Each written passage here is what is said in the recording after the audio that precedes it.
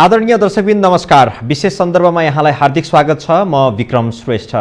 दर्शकबिन्द, corona संक्रमणको कारण यति बेला देश नै यति बेला अलि सङ्कटको घडीमा फस्दै गइराखेको छ। कोरोना संक्रमितहरूको सङ्ख्या बढ्दै गएको कारणले काठमाडौँ उपत्यकालाई हेर्ने हो भने काठमाडौँ उपत्यकामा 3 अङ्कको साथमा कोरोना संक्रमितको सङ्ख्या हरेक दिन बढ्दै गएको छ। त्यसको उपचारको लागि, नियन्त्रणका लागि सरकारले गर्नुपर्ने पहल कदमीहरू पटक्कै भएन भनेर जनस्तरबाट गुनासोहरू आइराखेको छ।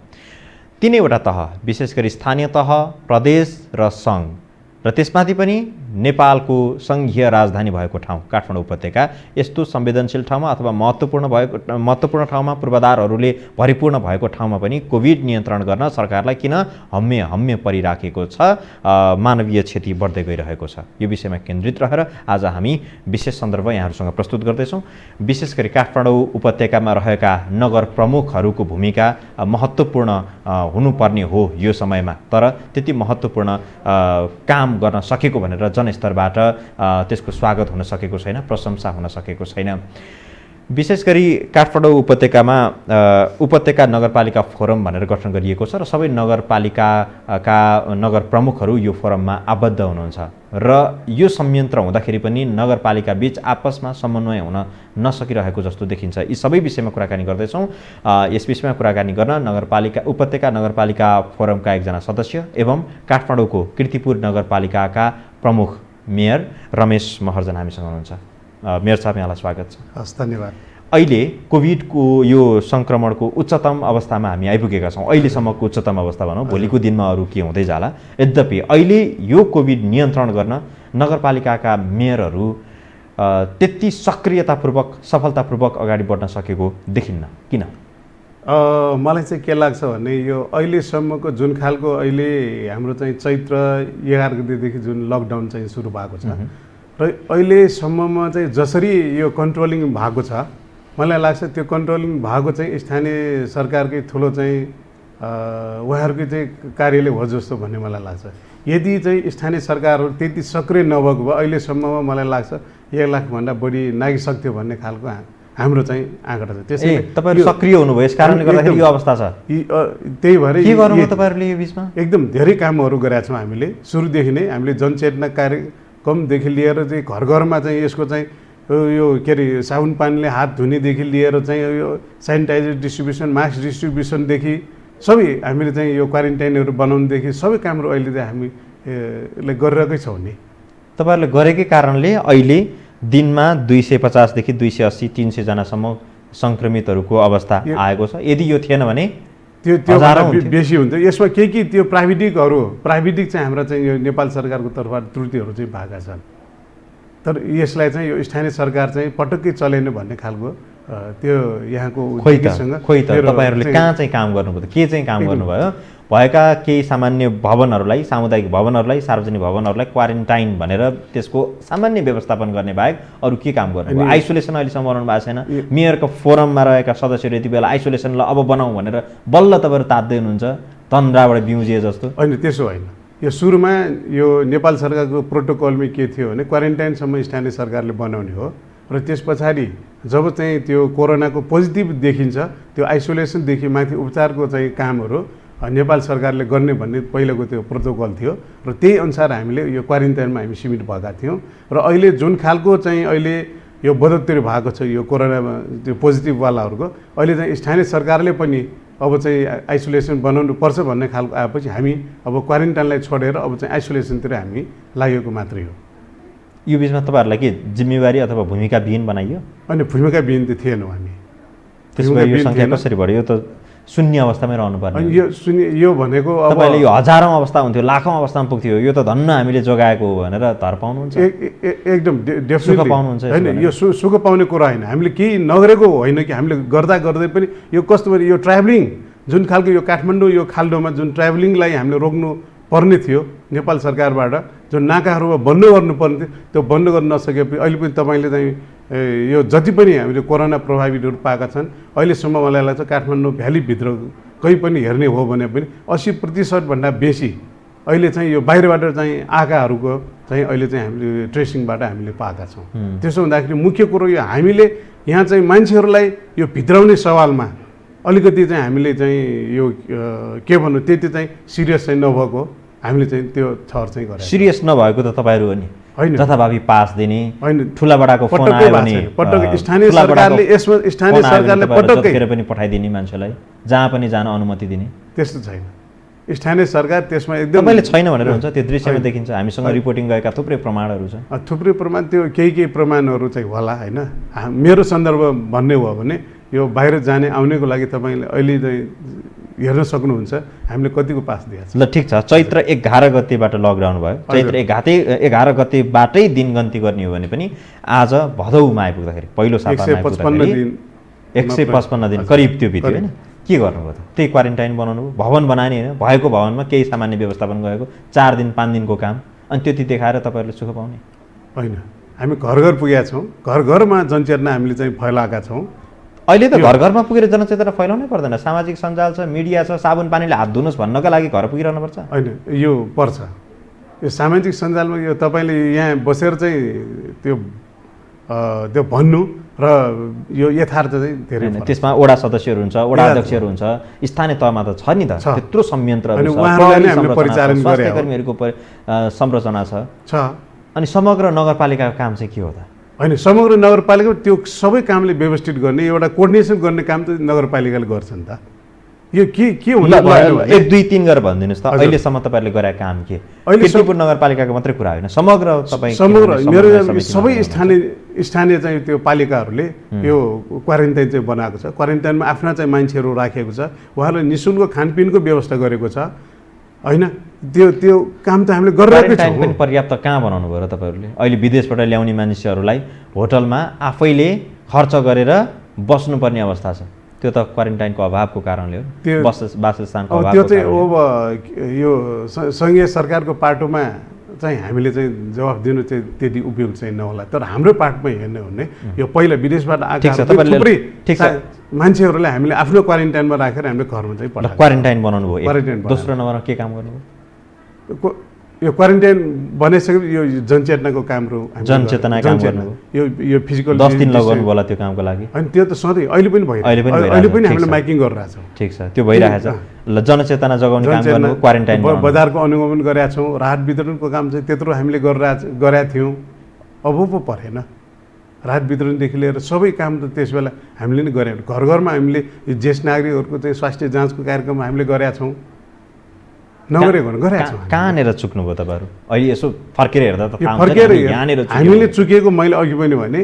हामीले यो चाहिँ काठमाडौँलाई चाहिँ जसरी चाहिँ यो सिल गर्नु पर्थ्यो बाहिरबाट आएकाहरूलाई त्यो सिल गर्न नसकेको हुँदाखेरि अहिले यो चाहिँ हामीले यो अहिलेको यो परिस्थिति हामीले झेल्नु पर्यो भनेपछि दुईटा मात्रै समस्या एउटा नाकढुङ्गा नाका सिल गर्न सकेन अर्को साँगाको नाका सिल गर्न सकेन सबैतिर यति कारणले गर्दा सबैतिर मुख्य नाका त यिनै हुन् मुख्य नाका त्यही नै हाम्रो त्यहाँ सिल गर्न सक्दाखेरि काठमाडौँमा यो स्थिति आयो यसले चाहिँ अलिक बढी देखा परेको चाहिँ त्यही हो त्यसको चाहिँ वेटेजमा हेर्ने हो भने त्यसको चाहिँ 75% चाहिँ त्यो होला अरू पनि त छन् यो प्लेनबाट आएकाहरू पनि छन् नि होइन त्यो नाका बाहेक अरूबाट पनि आएका छन् अलिकति जो मान्छेहरूको हेलचेक रहेको अझैको पनि अहिले तपाईँले यो बिचमा अलिकति हामीले अध्ययन गर्ने हो भने मान्छेहरूले मास्क लाउनै छोडिसकेका थियो अब फेरि लाउनु सुरु गरेको छ किनकि त्यो स्वास्थ्य अवेरनेसमा हामी चाहिँ अलिकति पछाडि छौँ भन्ने मलाई लाग्छ त्यसैले अवेरनेसको कार्यक्रम भनेको यो सधैँ गरिरहनु पर्ने अहिले पनि यो मान्छेहरूमा भ्रम छ यो कोरोना भनेको के हो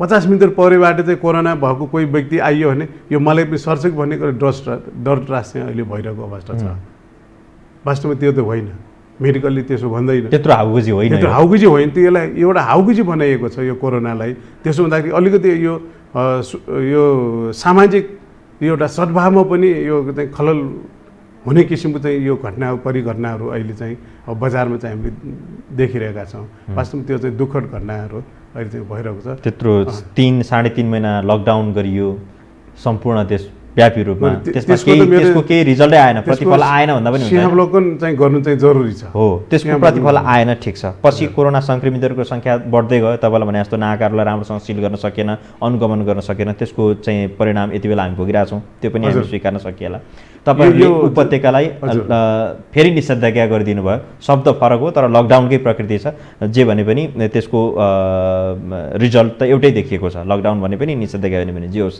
तपाईँहरूले अहिले हाम्रो भन्नुभयो? हाम्रो चाहिँ हिँडाइ अहिले फरक छ यो पहिले भन्दा।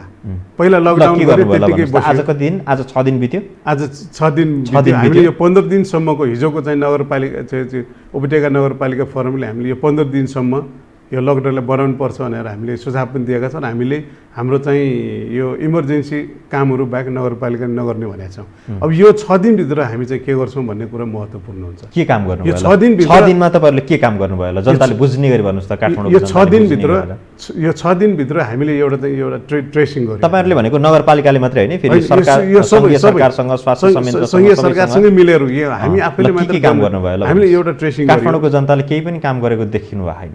यो हामीले ट्रेसिङ गरेका छौँ। ट्रेसिङ गर्नुभयो, ट्रेसिङको दायरालाई बढाउनु। ट्रेसिङको दायरालाई हामी बढाएका छौँ र त्यो ट्रेसिङको दायरामा आउने सबैलाई अहिलेसम्म चाहिँ हाम्रो लिस्टमा जो आएको छ उहाँहरूको हामीले PCR चाहिँ हामीले टेस्ट गराएका छौँ।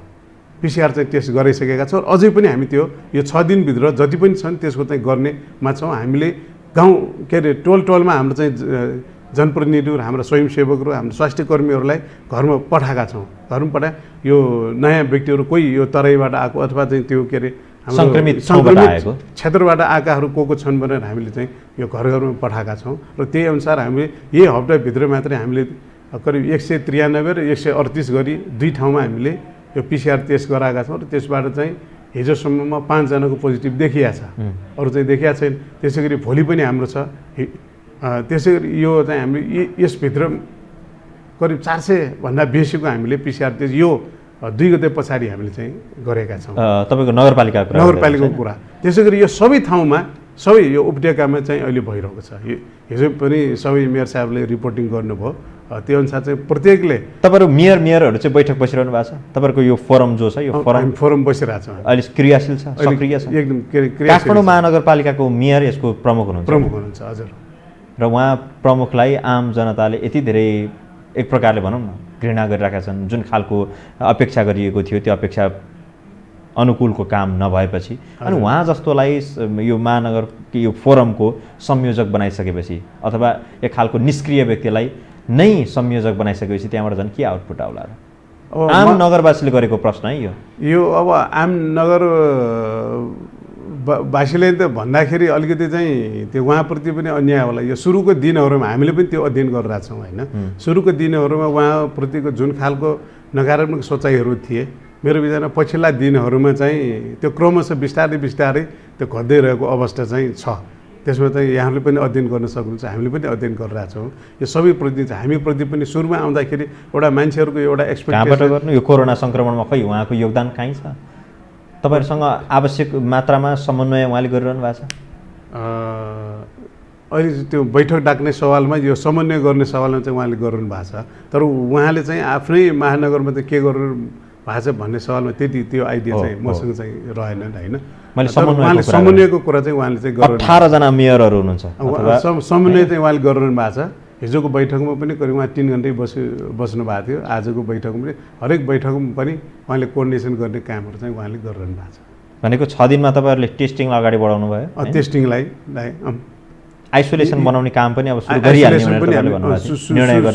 निर्णय गरेर हामी सुरु नै गरिरहेको छौँ। त्यो अहिले आएर बनाउने हो आइसोलेसन? किनभने यो त धेरै पहिला क्वारेन्टाइन बाजा बजाएर आएको दशा हो नि त यो त। अनि त्यो भन्दा पनि के छ भने नि एउटा चाहिँ सरकारले जुन खालको प्रोटोकल बनाएर जस्तो आइसोलेसनको हकमा यो स्थानीय पालिकाले, किनकि हामीसँग म्यान पावर छैन, हाम्रो आफ्नै म्यान पावर कीर्तिपुर नगरपालिकामा जम्मा करारको 3 जना डाक्टर हुनुहुन्छ।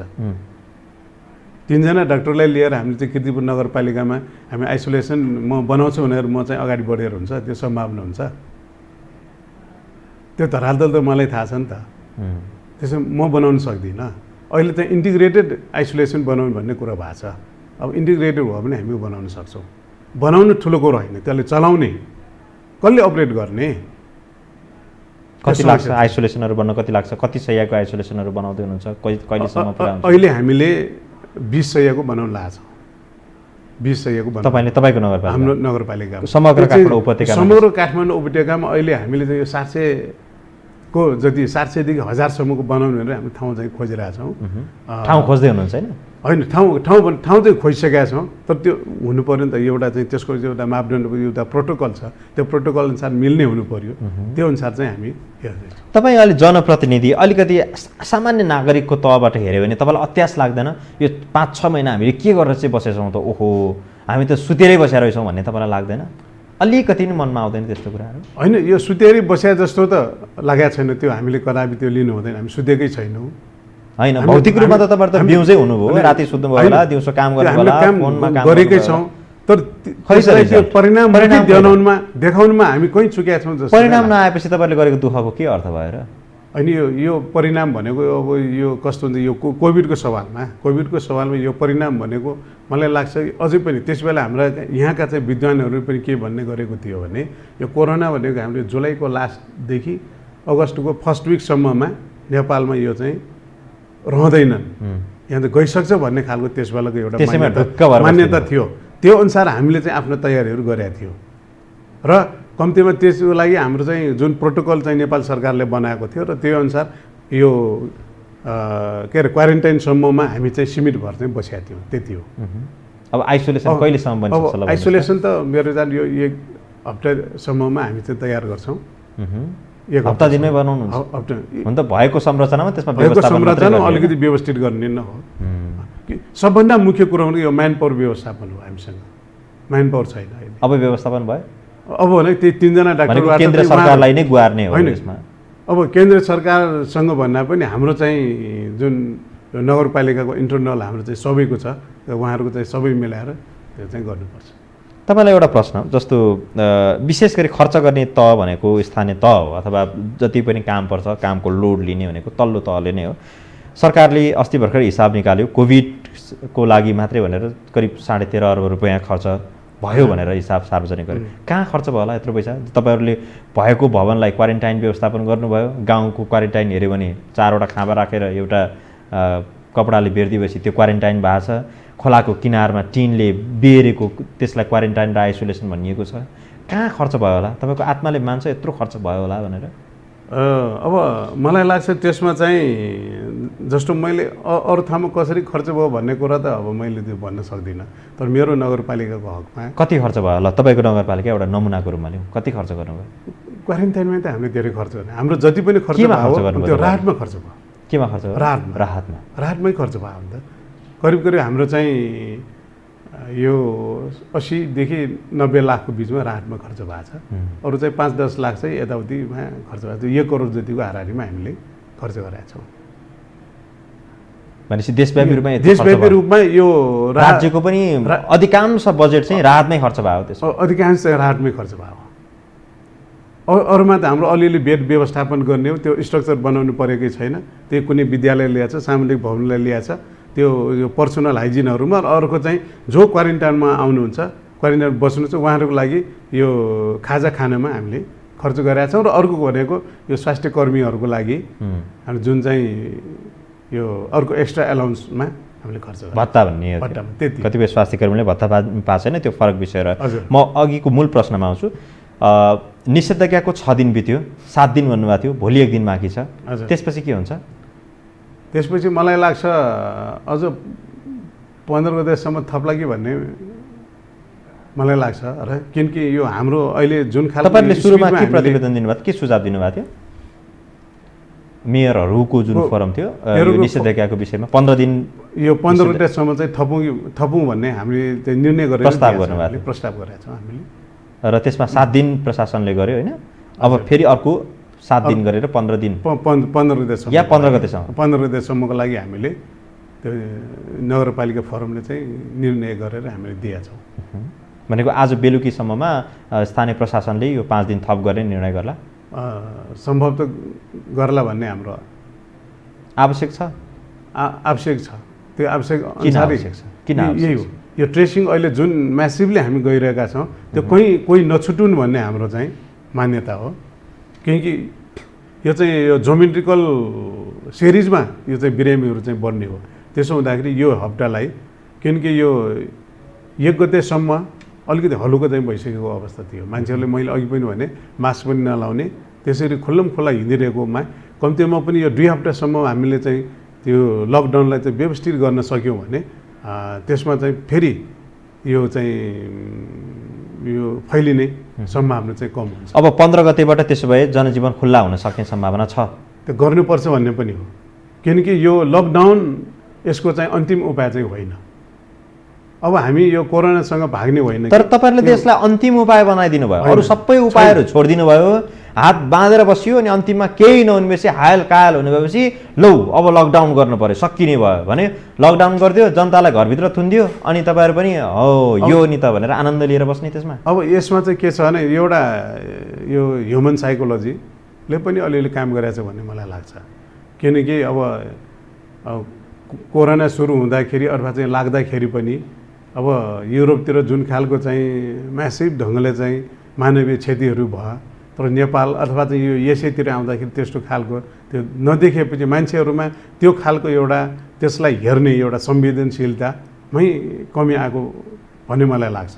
तर यो पछिल्लो कालखण्डमा आइसकेपछि होइन है, पहिला त के पनि भन्ने गरिन्थ्यो भने बजारमा यतातत्र हामी भनेको अलिकति इम्युनिटी पावर चाहिँ नेपालीहरू चाहिँ बढी भएको होइन, हामी जे पनि खाएर पचाउन सक्ने, यो कोरोना त के हो र, कोरोना भाइरस त के हो र भन्ने खालको चाहिँ समूह चाहिँ मान्छेहरूले त्यसरी चाहिँ इन्टरप्रिटेट गरेको अवस्था थियो र मान्छेहरू एकदम निष्क्रिय ढङ्गले आफूलाई मनपर्ने किसिमले चाहिँ आफ्नो चाहिँ बिहेभियरलाई अगाडि बढाएको अवस्था थियो भने अहिले पछिल्लो कालमा त्यो होइन है, त्यसले चाहिँ हामीलाई पनि यसले चाहिँ छोड्दैन भनेर हामी चाहिँ सिरियस हुनुपर्छ भन्ने खालको त्यो एउटा चाहिँ मास साइकोलोजीले पनि यो काम गरे हो जस्तो मलाई लाग्छ।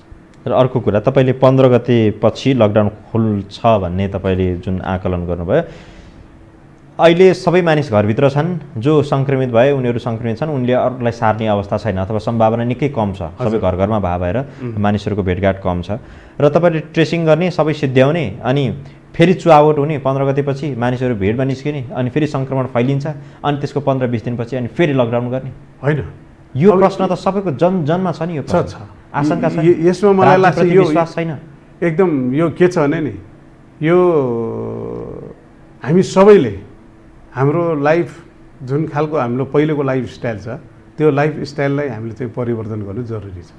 कस्तो? यो जस्तो भिडभाडमा नजाने होइन, मास चाहिँ भिडभाडमा नगएर मानिसको दैनिकी कसरी चल्छ मेयर साहब? चल्छ, किन नचल्छ? कार्यालय जानु पर्यो, व्यापार व्यवसाय गर्नु पर्यो, व्यवसाय गर्ने हो, त्यसलाई एउटा फिजिकल मेन्टेन गर्ने हो, फिजिकल डिस्टेन्स मेन्टेन गर्ने, मास्क अनिवार्य रूपमा लाउने, अपरिचित ऊहरूसँग चाहिँ एकदम नजिकको चाहिँ व्यवहार नगर्ने, त्यो सुधार नगर्ने हो भने त मलाई लाग्छ यो भाइरस तुरुन्तै यो 15 दिनमा 20 दिनमा जाने खालको यो भाइरस त होइन। तपाईँ जनप्रतिनिधिहरू नै होइन, गाउँ गाउँमा जाने कार्यक्रम गर्ने, तपाईँ मार्फत अरू थुप्रै जनप्रतिनिधिलाई मैले भनेको हेलिकप्टर लिएर गाउँमा जाने, ठुलो मास बटुल्ने कार्यक्रम गर्ने, प्रशिक्षण गर्ने, सभा समारोह गर्ने, राहत वितरणको नाममा 5 जनालाई राहत वितरण गर्ने, 500 जना मान्छे वरिपरि राख्ने, ताली बजाउन लगाउने, त्यस्तो पनि हुन्छ। अनि त्यो सबै त्यो विकृति जनप्रतिनिधिहरूमा मात्र होइन, यो सबैमा प्रायः जसोमा चाहिँ त्यो विकृति चाहिँ आएको छ। त्यो विकृति त्यसलाई चाहिँ हामीले तोड्नु जरुरी छ। त्यो चेनलाई नतोड्ने हो भने अनि जनप्रतिनिधिले नतोड्ने, मनपरी जे मन लाग्छ त्यही गर्ने, अनि यो नियम पब्लिकले मात्रै मानिदिनु पर्दैन? पब्लिकले त मानेको हो नि। होइन, जनप्रतिनिधिले सबभन्दा अगाडि त्यो तोड्नको लागि जनप्रतिनिधि अगाडि बस्नुपर्छ र अरूले पनि यो तोड्न आवश्यक छ। पब्लिकले के चाहिँ मान्नु भएन? होइन, पब्लिक त मानिरहेको छ, मानेको छैन। बिचमा अलिकति त्यो मास साइकोलोजीको कारणले गर्दाखेरि अलिकति यो कोरोनालाई हेर्ने सवालमा पनि अलि हल्को चाहिँ भएको हो, तर अहिले त मानिरहेको छन् नि।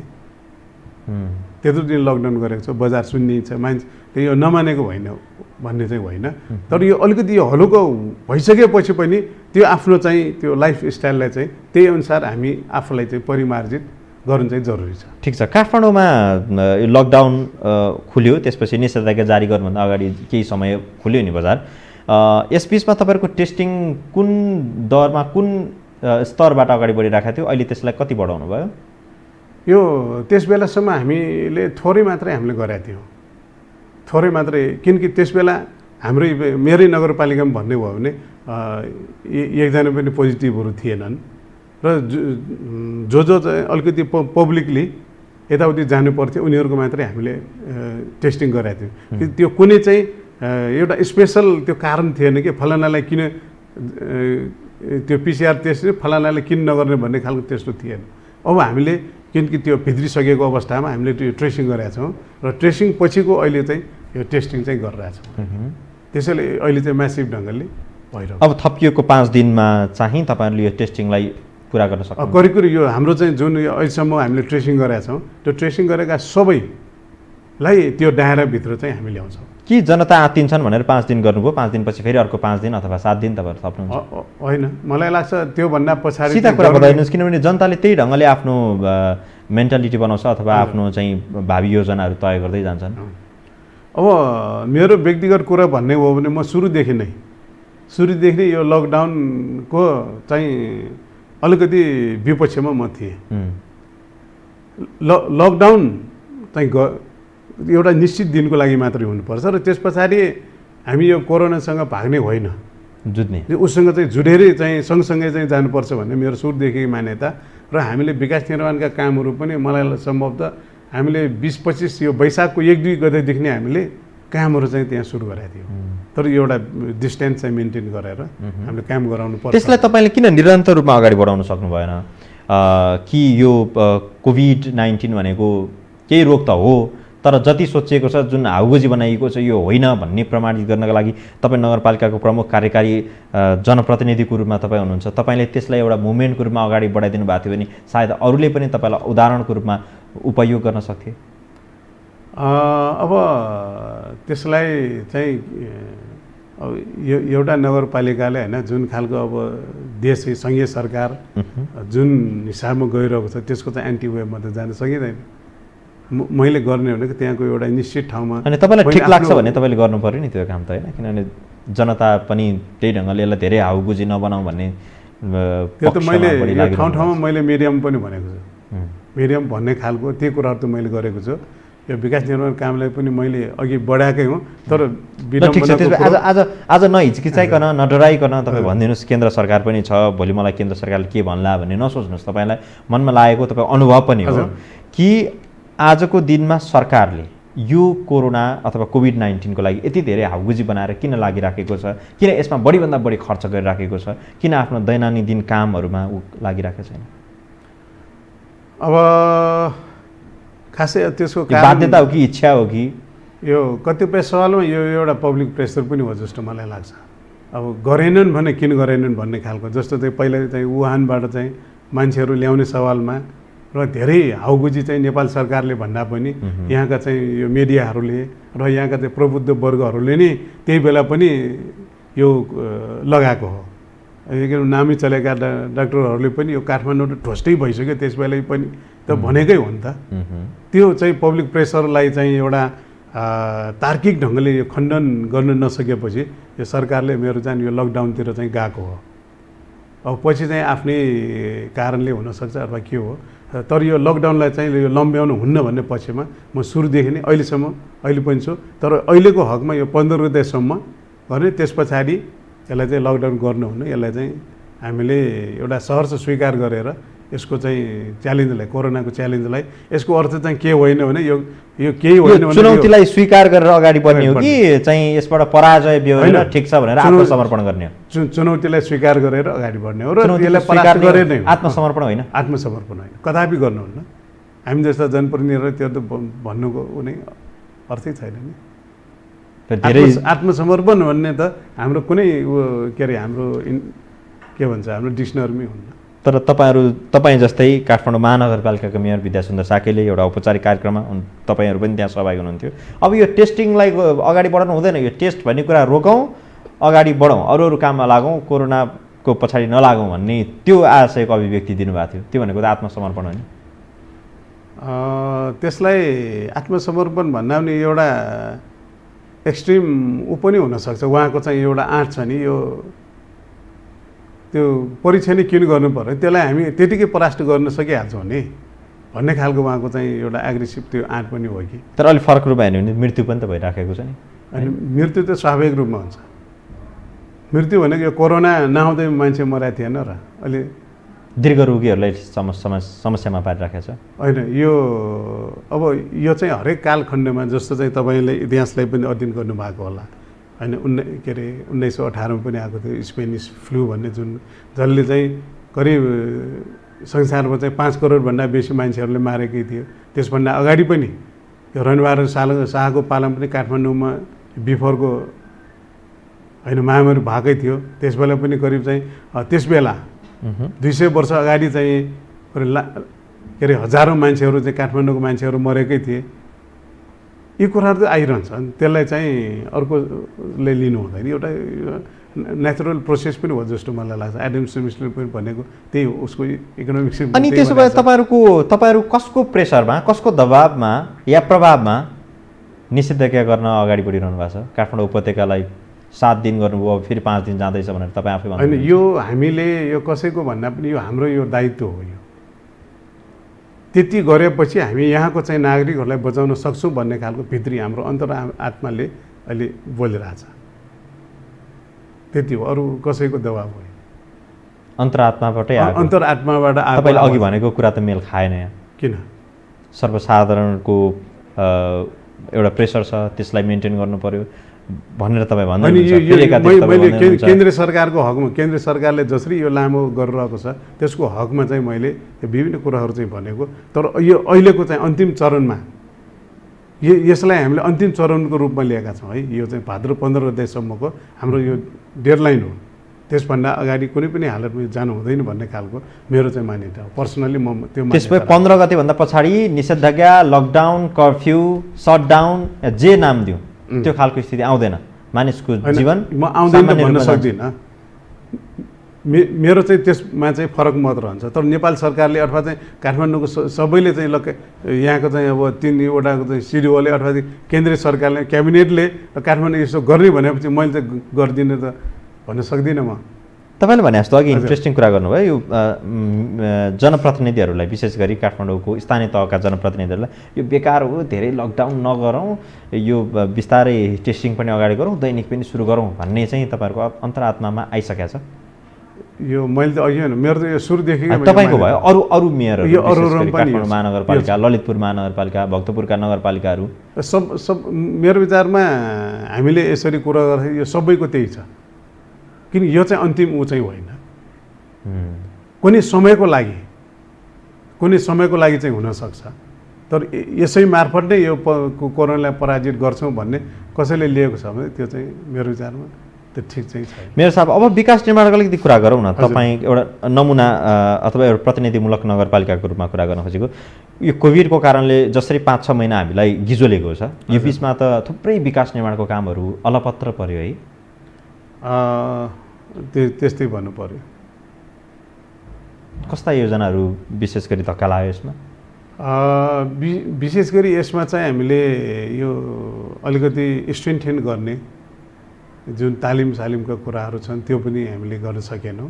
र अर्को चाहिँ अब ठुल्ठुला चाहिँ मेगा प्रोजेक्टहरू पनि हाम्रो नगरपालिकाले गर्नुपर्ने विभिन्न कारणले गर्दा, एक त चाहिँ लकडाउन सुरु भएपछि सुरुका दिनहरूमा यहाँबाट मान्छेहरू सबै गए काम गर्ने, श्रमिकहरू गए। अर्को चाहिँ मेटेरियल्सको अभावहरू भयो। ती कामहरूले गर्दाखेरि हामीले त्यो प्रोजेक्टहरू चाहिँ गर्न सकेनौँ। तर त्यति हुँदाहुँदै पनि मैले चाहिँ किर्तिपुरको हकमा त्यो वैशाखको 2-3 गतेदेखि नै हामीले कामहरू चाहिँ सुरु गराएको थियौँ। र अहिले पनि यो नयाँ वर्षको पनि हाम्रो 5-6वटा चाहिँ ठुल्ठुला 1 करोडभन्दा बेसीको चाहिँ टेन्डरहरू हामीले गरिसकेका थियौँ। तर त्यसलाई चाहिँ अब 2टाको चाहिँ सम्झौता हुने क्रममा छ र अर्को चाहिँ फेरि टाइम चाहिँ बढाउनु पर्ने अवस्था आएको छ। खास असर चाहिँ तपाईँहरूलाई कहाँनिर पुर्यायो त? जस्तो आय स्रोत वृद्धिमा तपाईँहरूलाई विशेष असर पुर्यायो होला? आयमा पनि भयो, भएको पुँजीहरू चाहिँ अनुत्पादनशील कार्यमा बढी खर्च हुन पर्यो, अनुत्पादनशीलमा काम गर्नु पर्यो। र अर्को एउटा चाहिँ जुन खालको पहिला जुन फ्रेस माइन्डले काम गर्नु पाइन्थ्यो, कोरोना भइसकेपछि एक खालको त्यो प्रेसर, हाम्रो पारिवारिक प्रेसर, सोसाइटीको प्रेसर, त्यो सबै प्रेसरले गर्दाखेरि पनि अलिकति त्यो पहिले जस्तो चाहिँ फ्रेस भएर काम गर्न सकिएन। कुनै 1-1.5 महिनासम्म त्यस्तै काम नगर्ने अल्छीहरू भनौँ न, यो अलिक ठाडो शब्द प्रयोग गर्दाखेरि काम गर्न मन नलाग्ने, कसरी समय काटौँ भनेर बसिरहेका मेयरहरू, विशेष गरी काठमाडौँ महानगरपालिकाका हाम्रा मेयर विद्या सुन्दर साक्य जस्ता मेयर साहबहरूलाई त खुब आनन्द आइसन्छ भयो होला नि। भोलि पदबाट बाहिरिँदै गर्दाखेरि मैले ठुलो काम गर्न खोजेको थिएँ, कोभिडको कारणले मैले गर्दा काम गर्न सकिनँ भनेर भन्ने एउटा अवसर चाहिँ भयो है? यो बहाना हो नि, कहिले नाकाबन्दीको बहाना भयो, कहिले भूकम्पको बहाना भयो, अहिले कोभिडको बहाना बहाना खोज्ने हो भने त यो बाहेकको अरू पनि बहाना त होला, तर यसले पनि बहाना त दिन्छ होला, बहाना त दिन्छ। त्यही पनि त्यो बहानालाई च्यापेर यो हामीले चाहिँ यो जनताबाट चाहिँ माफी पाउँछौँ भन्ने कुरो चाहिँ होइन। जनताले चाहिँ आवश्यक ठानेमा त्यो चाहिँ सजायको भागीदार चाहिँ बनाउँछन् नै, त्यसतर्फ चाहिँ हामी जनप्रतिनिधिहरू विशेष गरी त्यो सचेत हुनु चाहिँ जरुरी छ। त्यो बहानाबाजीलाई चाहिँ उहाँहरू मान्नुहुन्न। काठमाडौँ उपत्यकाभित्रको 18वटा नगरपालिकाका मेयरहरूको जुन फोरम छ, यो फोरम कोभिडको लागि मात्रै गठन गरिएको होइन, अरू थुप्रै समस्याहरू समाधानको लागि अथवा अवसरहरू प्राप्त गर्नको लागि तपाईँले यो फोरम गठन गर्नुभयो। यो फोरमबाट के प्राप्त गरे? काठमाडौँ उपत्यकाभित्रका विशेष गरी 3वटा जिल्लाका नगरवासीहरूले के प्राप्त गरे? तपाईँको फोरम बनेर के भयो?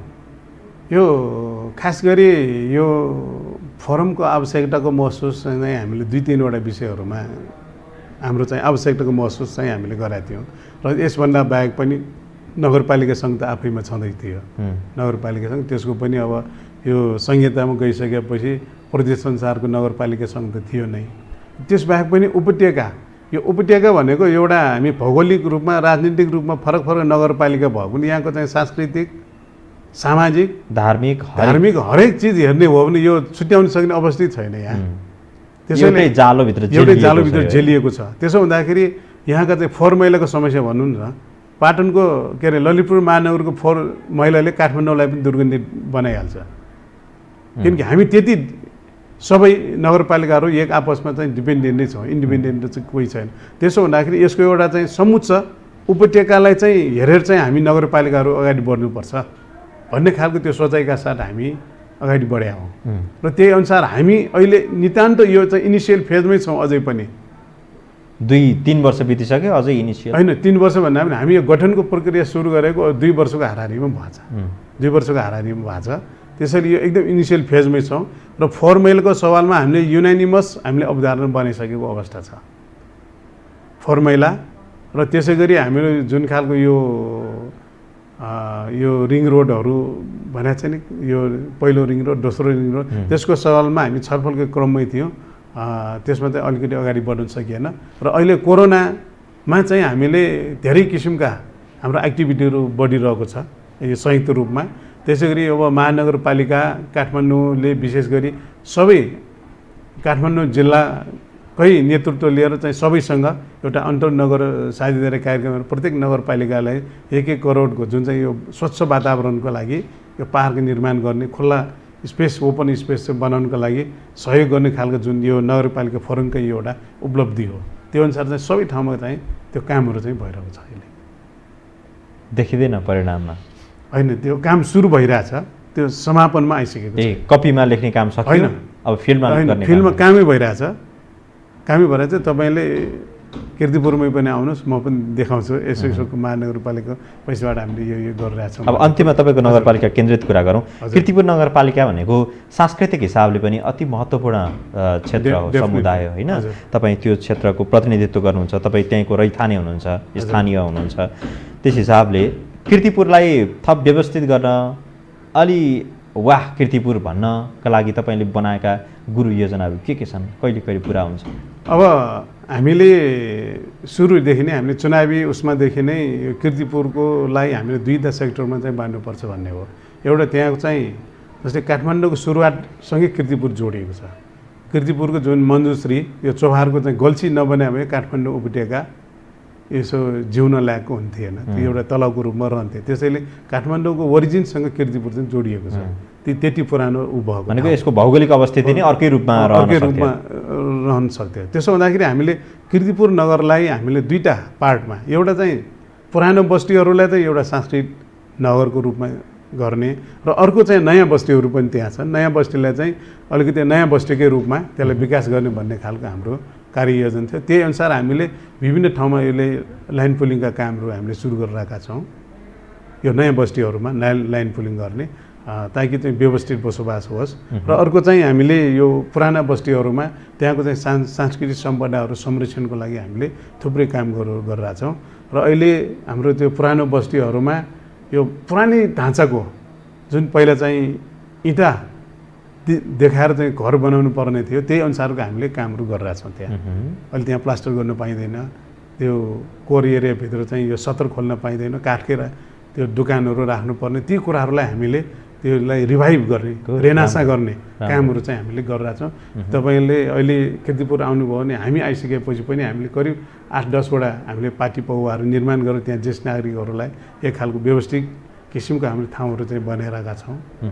त्यसै गरी मन्दिरहरू हामीले बनाइरहेका छौँ र पुरानो बस्तीहरूलाई एउटा सांस्कृतिक सिटीको रूपमा हामीले त्यहाँ तपाईँलाई दाफा हामी बजाउँछौँ। त्यहाँ हरेक वर्ष चाहिँ 4-4 महिना चाहिँ पार्टीहरूमा दाफा बजाउँछ। त्यो दाफा बजाउनेहरूको लागि हामीले एउटा छुट्टै पारिश्रमिक जस्तो त्यो गुठीलाई चाहिँ व्यवस्थापन गरेका छौँ।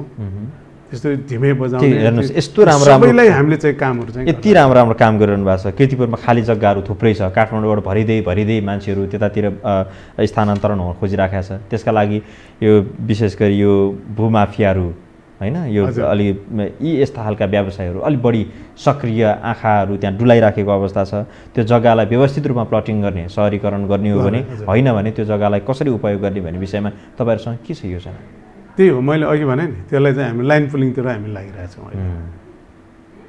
अहिले त्यहाँ यसो हेर्दाखेरि मात्रै जग्गा चाहिँ देखिया हो, यति त्यो जग्गाको चाहिँ खण्डीकरण भइसकेको छ।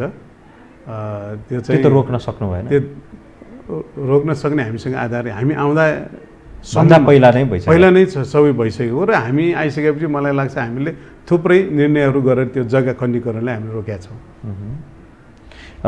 र अब तपाईँ मेयरबाट लगभग आधा समय बिताएर अलिक पर पुगिसक्नुभयो होइन यो कार्यकालको?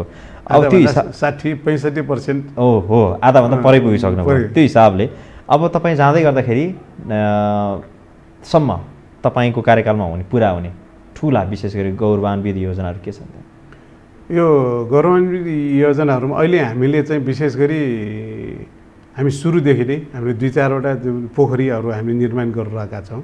त्यसलाई चाहिँ हामी पुरा गर्छौँ। त्यसै गरी हाम्रो बाटो एक्सटेन्सन हामीले 14 मिटरको बाटो, 10 मिटरको बाटो, 8 मिटरको बाटो, 11 मिटरको बाटो हामीले 5-6 ठाउँमा एक्सटेन्सन गरिरहेका छौँ। त्यो सबैले चाहिँ सकाएर मेरै कार्यकालमा त्यो सकाउँछु भन्ने मेरो चाहिँ त्यो लक्ष्य चाहिँ छ। त्यो अनुसार हामी अगाडि बढ्छौँ। र अर्को चाहिँ प्रत्येक वडामा एउटा खेल स्थल बनाउने र प्रत्येक वडामा ज्येष्ठ नागरिकहरूको देवा ज्येष्ठ नागरिक मञ्च जस्तो चाहिँ त्यो बनाएर उहाँहरूलाई सेवा गर्ने खालको त्यो चाहिँ बनाएर जान्छौँ भन्ने मलाई। ठिक छ मेयर साहब, अब कार्यक्रमको हामी अन्तिममा आइपुग्यौँ र अन्तिममा जाँदै पनि यो कोभिड-19 विरुद्धको जुन अभियानमा छौँ हामी, यसमा तपाईँहरू सम्पूर्ण रूपमा सफल रहनुहोला, हाम्रो शुभकामना छ। र नागरिक छिटोभन्दा छिटो घरबाट स्वस्फूर्त रूपमा बाहिर निस्किने वातावरण बनोस्, सुरक्षित रूपमा आफ्नो दैनिकीहरू सञ्चालन गर्ने वातावरण बनोस्। यहाँहरूको जुन शुभकामना छ त्यसप्रति हामी कटिबद्ध भएर लाग्छौँ र त्यही अनुसार चाहिँ हामी अगाडि बढ्छौँ। र यहाँ यो टिभी यो परिवारले पनि म हार्दिक धन्यवाद दिन चाहन्छु यो मेरो केही कुराहरू राख्ने मौका दिनुभएकोमा। आदरणीय दर्शकवृन्द, उहाँ हुनुहुन्थ्यो रमेश महर्जन, कीर्तिपुर नगरपालिकाका नगर प्रमुख एवं उपत्यका नगरपालिका फोरमका सदस्य। उहाँसँग हामीले समग्रमा उपत्यकामा कोभिड-19 नियन्त्रण गर्नका लागि के कस्तो कामहरू भइराखेको छ, स्थानीय जनप्रतिनिधिहरूको भूमिका कस्तो छ, केन्द्र सरकारसँगको समन्वय, यी लगायतका विषयमा हामीले कुराकानी गऱ्यौँ। आजलाई विशेष सन्दर्भ यति नै। भोलि हामी पुनः उपस्थित हुनेछौँ। बिदा दिनुहोस्। नमस्कार।